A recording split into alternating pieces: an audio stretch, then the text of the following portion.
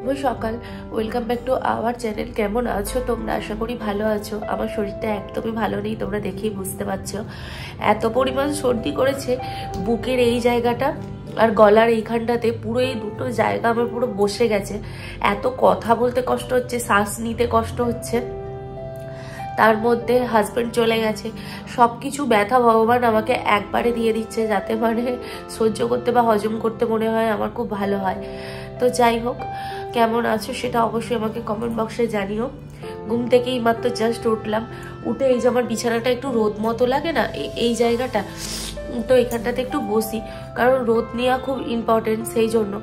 আর এরপর একটু হাঁটা চলা করব, কারণ কি হয়, বাড়ির সমস্ত কাজ যেহেতু মাসি করে দিয়ে যায়, হাঁটা চলাটা আমার একটু কম করা হয়।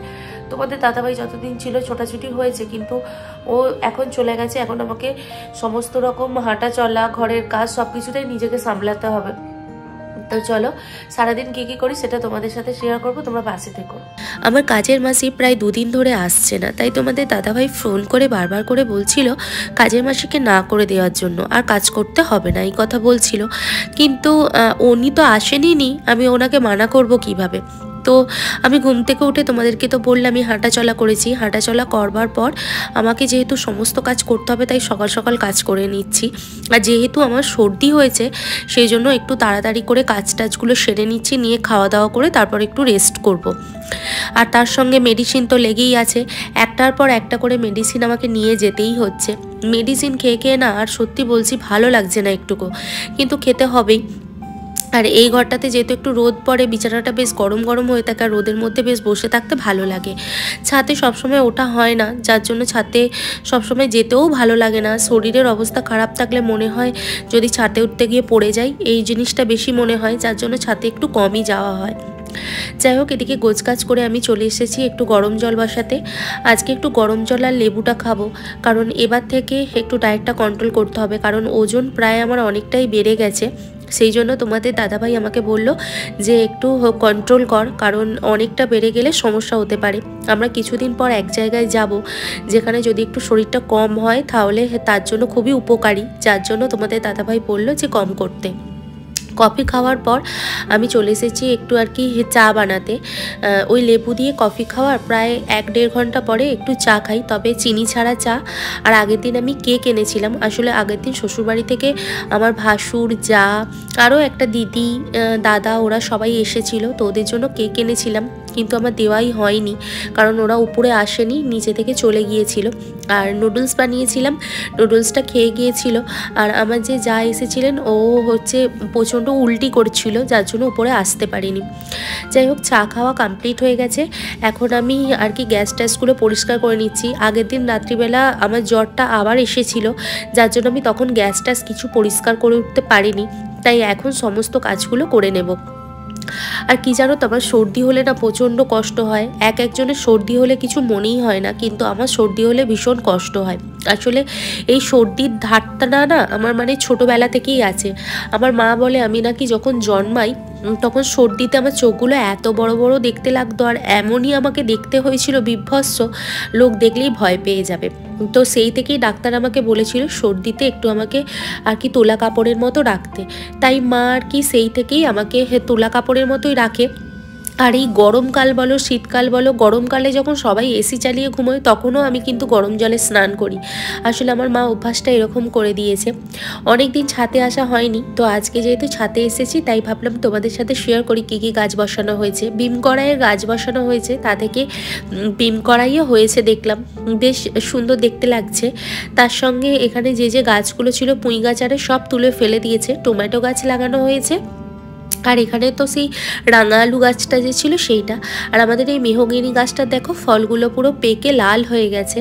আর এবার তো গাছের পাতাগুলো আর কি ঝরে পড়ে গিয়ে নতুন পাতা গজাবার পালা আসছে, যার জন্য হয়তো পাতাগুলো লাল লাল মতো হয়ে গেছে। তবে আজকে ওয়েদারটা খুব একটা ভালো নেই, কারণ হালকা রোদ মতো বেরিয়েছে। অন্যান্য দিন কিন্তু রোদটা আরও সুন্দর বেরোয়, তবে এই 2-3 দিন ধরে রোদটা কিন্তু ভালো বেরোচ্ছে না। তো যাই হোক, এখানে আমাদের ঠাকুরমশাই পুজো করছে। আমি ভাবলাম ছাদে যখন এসেছি তোমাদের সাথে শেয়ার করি, অনেকদিন তো তোমাদেরকে ঠাকুর ঘরটাও দেখানো হয়নি। আর তাছাড়া তোমাদের দাদাভাই থাকলে আমার একদমই বেরোনা হয়ে ওঠে না, যতটুকু কাজ সেই কাজটুকু করবার পর আমি ঘরের মধ্যেই তাকে ওর সঙ্গে গল্প করি।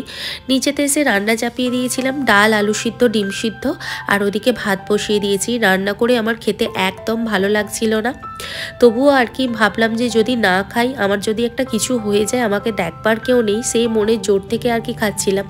আর আজকে যেহেতু বাড়িতে ফল ছিল, তাই ঠাকুরদেরকে ভাবলাম ফলই দিয়ে দিই, তাই অ্যাপেল কাট করছি, অ্যাপেল দিয়ে দেব আর গোপালকে দিয়ে দেব জল।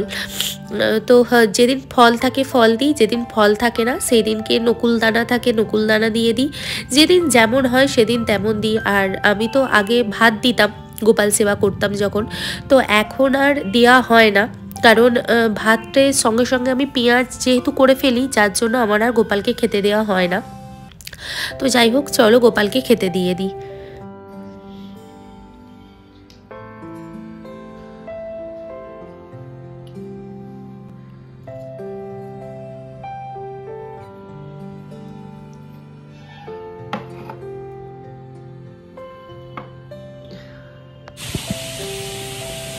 जय श्री कृष्ण श्री चैतन्य प्रभु नित्यानंद श्री अद्वैत गदाधर शिवासादि आदि गुरु भक्तवृंद। जय श्री कृष्ण हरे कृष्ण कृष्ण कृष्ण हरे हरे हरे राम राम राम हरे हरे। जय श्री कृष्ण श्री चैतन्य प्रभु नित्यानंद श्री अद्वैत गदाधर शिवासादि आदि गुरु भक्तवृंद। আলুগুলো সিদ্ধ হয়ে গেছে, কুকারের মধ্যে ডালের সাথেই দিয়ে দিয়েছিলাম। তো আলুগুলোকে বার করে নিচ্ছি, আর ডালটা না হালকা জল জল মতো হয়ে গিয়েছিল, তাই ভাবলাম ওটা আর কি একটা বাটির মধ্যে ঢেলে ইন্ডাকশানে বসিয়ে দেবো, তাহলে আস্তে আস্তে ফুটে গাঢ় গাঢ় হয়ে যাবে। ওর মধ্যে একটু নুন আর কাঁচা সর্ষের তেল দিয়ে খেয়ে নেব। আর ডিম সিদ্ধটাও বাইরে বার করে নিয়েছি। আর এইদিকে এই যে দেখো, এই বাটিটার মধ্যে ডালটাকে ঢেলে আর কি সিদ্ধ বসিয়ে দিয়েছি, আর ওর মধ্যে একটু নুনও দিয়ে দিলাম, কারণ যখন আমি কুকারে ডাল সিদ্ধ করতে বসিয়েছিলাম তখন ওর মধ্যে নুন দেওয়া হয়নি, যার জন্য এখন ভাবলাম নুনটা ওর মধ্যে দিয়ে সিদ্ধ করতে বসিয়ে দিই। আর আজকে ডালটা আমি সাঁতলাবো না, সিদ্ধ ডালই খাবো। তো ওই যে বললাম না, আজ থেকে যেহেতু আমি একটু আর কি ডায়েট করছি, যার জন্য। আর এইদিকে দেখো আমার আলু সিদ্ধ মাখা হয়ে গেছে, হালকা একটা লঙ্কাকে ভেজে নিয়েছিলাম, আর একটু পেঁয়াজ কুচি দিয়েছিলাম, আর ডিম সিদ্ধ কুসুম খাচ্ছিলাম না, ফেলে দিয়েছিলাম, আর সঙ্গে ডাল সিদ্ধ। এই হচ্ছে আজকের আমার লাঞ্চ। তো চলো লাঞ্চটা করে নিই। একবারে তোমাদের সঙ্গে দেখা হচ্ছে রাতের বেলা, আর এটা হচ্ছে রাতের ডিনার নিয়ে বসেছি। রাতের ডিনারে আমার একদম খেতে ইচ্ছে করছিল না, জ্বর এসেছিল, তাই প্যারাসিটামল নিয়ে আর আমি ঘুমিয়ে গিয়েছিলাম। তোমাদের দাদাভাই বারবার করে ফোন করে আমাকে জাগালো আর বললো দুটো কিছু খেতে, কারণ ওর ভয় যদি আমি মাথা ঘুরে আবার পড়ে যাই। তো সেই জন্য মুড়ির মধ্যে আমি একটুখানি পেঁয়াজ কুচি, লঙ্কা কুচি, একটু আচার, সর্ষের তেল আর কি নুন দিয়ে ভালো করে মেখে নিয়েছিলাম, আর সঙ্গে ডিম ভাজা। আর এটা হয়তো ভাবছো দেখে তোমরা যে তোমাদের দাদাভাই কোথা থেকে এলো, আসলে এটা হচ্ছে ও যখন বাড়িতে ছিল তখন থেকেই তো আমার শরীর খারাপ হয়েছিল। তো তোমাদের দাদাভাই আমাকে আর কি মেডিসিন খাইয়ে দিচ্ছিল। তো আমার তখন খুব জ্বর এসেছিল, তো জ্বরের মধ্যে আমার খেতে একদম ইচ্ছে করছিল না। তো তোমাদের দাদাভাই বললো মেডিসিনগুলো যদি পরপর করে না খাওয়া যায় তাহলে কিন্তু তোর শরীর প্রচণ্ড খারাপ হয়ে যাবে, তো সেই জন্য ও দিচ্ছিল। আর এই প্রচণ্ড জ্বরের মধ্যেও আমার মুখে কিন্তু হাসি যায়নি। তোমাদের দাদাভাই বলে তুই ভালো হাসতে কিন্তু পারিস, সে যত শরীর খারাপই তোর হোক না কেন। ভিডিওটা এখন এডিট করতে গিয়ে দেখলাম আমার ভিডিওটা শেষ করা হয়নি, তো ভাবলাম ভিডিওটা শেষ করে দিই, তার সঙ্গে আমার শারীরিক আপডেটও তোমরা পেয়ে যাবে। তো এখন শরীর মোটামুটি ভালো আছে, কিন্তু সর্দিটা রয়েছে, ওটা এখনও কমেনি, তবে মেডিসিন নিতে নিতে কমে যাবে একটা সময় এসে। তো এর আগে আমি অনেক ভিডিওতেই অনেক কথা বলেছি, আজকেও তোমাদেরকে একটা কথা আমি বলতে চাই। অনেকের দেখছি আমার মাছ মাংস ডিম খাওয়া নিয়ে অনেক সমস্যা হচ্ছে, অনেকে বলছে যে মাছ মাংস কি ছাড়তে পারবো না, হ্যান পারবো না, ত্যান পারবো না। প্রথম কথা ভাই, আমি মাছ মাংস ছাড়তে পারবো না। এর আগে আমি অনেক ভিডিওতে বলেছি, এখনও বলছি, আমি মাছ মাংস ছাড়তে পারবো না। আর সব থেকে বড়ো কথা হচ্ছে আমার শ্বশুর শাশুড়ি, আমার শ্বশুর বাড়ি, আমার হাজব্যান্ডের যখন কোনো সমস্যা হচ্ছে না, তোদেরও ভাই সমস্যা না হওয়াটাই ভালো। তো যেই মানুষটা স্পেশালি এই কথাটা বারবার করে বলছে যে আমি মাছ মাংস খাই, মাছ মাংস খাই, কেন ভাই টাকাটা কি তুমি দিচ্ছ মাছ মাংস খাওয়ার জন্য, নাকি তোমার বউ এসে আমাকে রান্না করে দিয়ে যাচ্ছে যে তুমি এত বড় বড় কথাগুলো আমাকে বলছো? আমি জন্মগত মাছ মাংস খাই, যারা খায় না সেটা তাদের সমস্যা ছিল, আমি প্রথম থেকে খাই সেটা আমার সমস্যা। আমার হাজব্যান্ড জেনে শুনে আমাকে বিয়ে করেছে, আমি যাতে ছাড়তে না পারি সেই জন্য সে ধরেছে, সে রান্নাও ইনফ্যাক্ট করতে শিখে গেছে। তাহলে তোমাদের এত প্রবলেমটা কোথায়? আর বাকি রইলো আমার শ্বশুর শাশুড়িকে বা আমার শ্বশুর বাড়ির লোকে হ্যারাসমেন্ট করবার ব্যাপারটা কোত্থেকে আসছে, মানে ওদেরকে বলার কি আছে তোমাদের বৌমা মাছ মাংস খাচ্ছে, আমার ভালো লাগে আমি খাচ্ছি, আমার ইচ্ছে, আমার হাজবেন্ড টাকা দিচ্ছে, আমি রান্না করছি তাই আমি খাচ্ছি, তোমাদের এত সমস্যা কোথায়?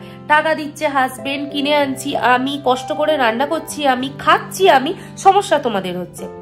গ্রামের মানুষ হচ্ছে এটাকেই বলা হয় যাদের হচ্ছে ওই কি বলে পরের ঘরের মোষ তাড়ানো স্বভাব, ঘরে কে পরের ঘরে মোষ তাড়াবে, তো সেটাই তোমাদেরও আর কি হচ্ছে। আমি একটা কথা বলতে চাই, আমি যখন সামনাসামনি থাকবো তখন যুক্তিযুক্তভাবে তোমাকে তো বোঝাবোই, তার সঙ্গে আমি এখনো একটা কথা বলতে চাই, আমি মাছ খাবো, কি পরবো, কি না করবো, কি করব, সেটা সম্পূর্ণ আমার ব্যক্তিগত বিষয়।